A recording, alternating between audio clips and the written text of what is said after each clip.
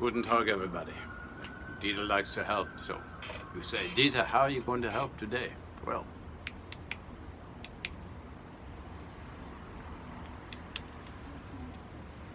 first, get an excellent cigar. They relax you. No, seriously. I'm going to talk today about amplifying your acoustic guitar for the best sound. Now, show you how unbiased I am. If I was gigging regularly, I haven't been gigging much since COVID. I stay at home now. I'm working on my own stuff. So, but if I was gigging regularly, acoustic guitar, I would buy a Cole Clark because they have the best proprietary pickup system. They have individual piezo for each string. They have contact like a K&K to pick up the vibration of the top, and they have an internal microphone. So the three best things you can blend them. Beautiful plugged-in sound, best I've ever heard. It sounds natural. How it sounds exactly like an acoustic should sound, only louder. They actually advertise it like that, and they're as good as their word because it does exactly what they say. There's no bullshit. I mean, you can believe Cole Clark's hype about their pickups. They're that good, and their guitars are pretty nice too. I don't have one, but like I said, if I was gigging like once a week or a couple times a week, I would definitely have a Cole Clark, no question. So, at home here, obviously, I use a nice 1-inch condenser gold splattered microphone. They're good. I mean, it's natural. You hold it about, a foot away from your guitar, and it's going to sound like how your guitar sounds. The problem with that is it picks up noise. If you got, like, I live in a city, and I can't use it half the time because there's always noise. So the next best thing is I'm going to show you is, okay, I call this my Martin killer because it's better than any Martin I've played. Anyway, I refurbished this, and what I did is I had this Fishman humbucker pickup kicking around for guitars that when I first bought them, I didn't know if I wanted to drill any holes in them, so I used this. Now it's got limited use, but it sounds pretty good and there's no hum. But what I also did is I put a K&K, not a piezo, K&K along the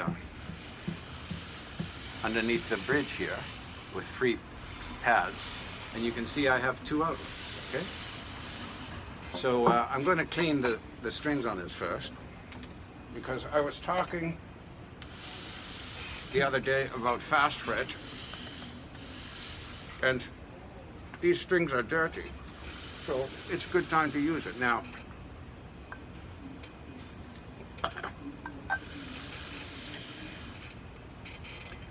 all fast fret really is, or Fender has a product called Slick, which is the same thing.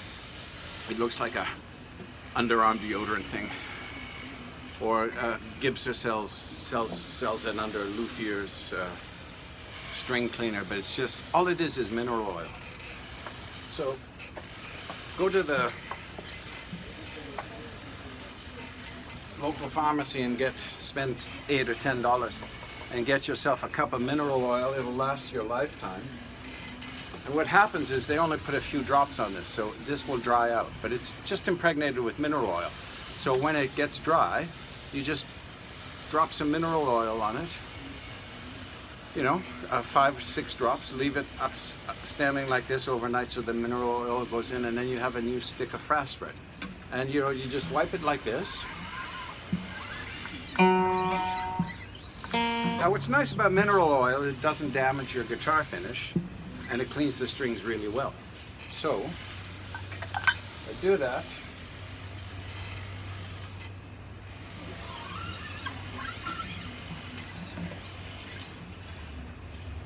And you wipe it off, and strings feel great. They feel like brand new. They feel actually better than coated elixirs. So I highly recommend it.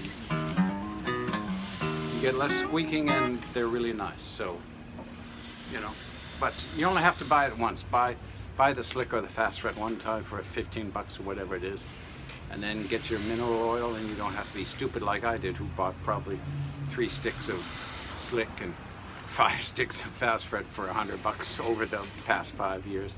So I figured out, wait a minute, it's just mineral oil. Okay, I actually said mistakenly on one of my other videos mineral water, but it's mineral oil. So here's my unplugged Martin killer. So now we're going to turn it on. You guys gonna get it? Well, go and get it with you. Okay. Blue cord. I'll put into the what I believe is the I think the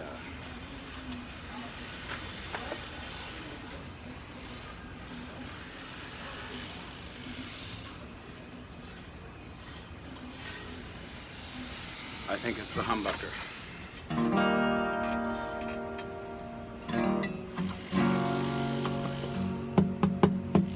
Yeah, I think it is.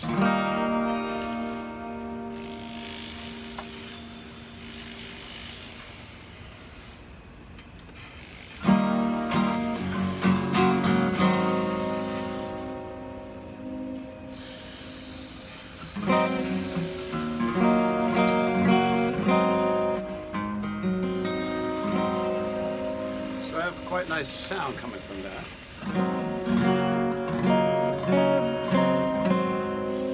Okay, but if I want now, okay, so yeah, you may need 2 amps or 1 amp, but so now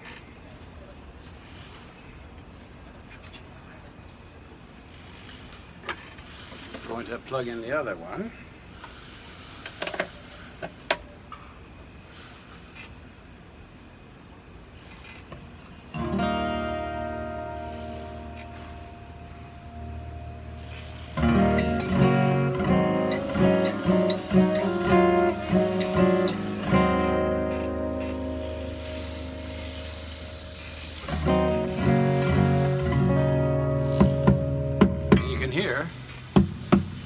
Boominess there. That's the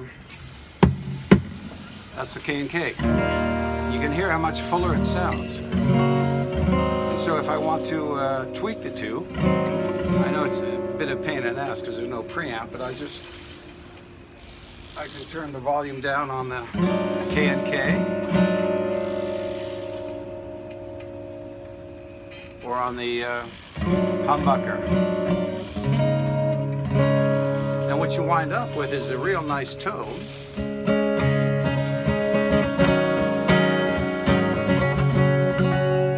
That to me is amazing. It sounds just as nice as the fabulous K&K system. So the other thing that's really important here, just talking to you now. The other thing that's really important is don't always trust, don't think that you got a shit pickup, because like, okay, I wasn't happy with just the humbucker. And I wasn't happy with just the K&K, but when I blend the two, I get a really, really great sound that is really nice and I'm happy with. So, you know, why not? So you have an extra hole here. Who gives a shit, right? So you can do this with any guitar. So I'm going to show you another guitar.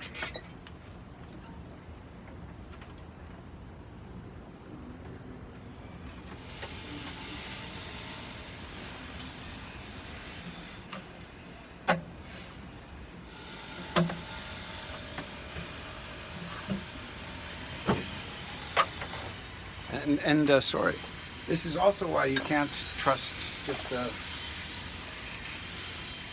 someone at a shop to do it right for you, because I got this Alhambra and I really liked it. And it has a Fishman system that has a piezo and a mic. And I wasn't too happy with it, but all I realized was I had to loosen the strings and fiddle with the mic. And if you get the mic, because the mic's on a gooseneck, if you get, now once I got the mic positioned just right, the guitar sounds amazing. So, you know, I originally thought, this pickup's mediocre. No, it's just placement. And I had another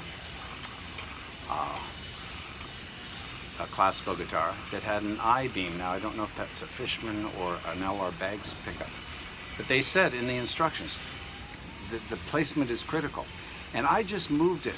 I put it in, and you know, it took me a couple hours to get it right. You have to have the patience to do this. So I just moved it slightly at an angle, 1.5 millimeters, and it sounds great.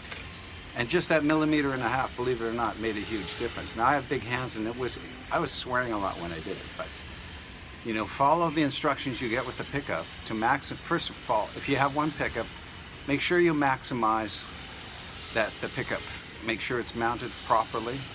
And then if you're not happy with it, just do what I do. Like I've mixed all different kinds of pickups, usually 2 different kinds, on my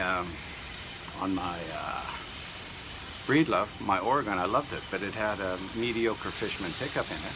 But again, I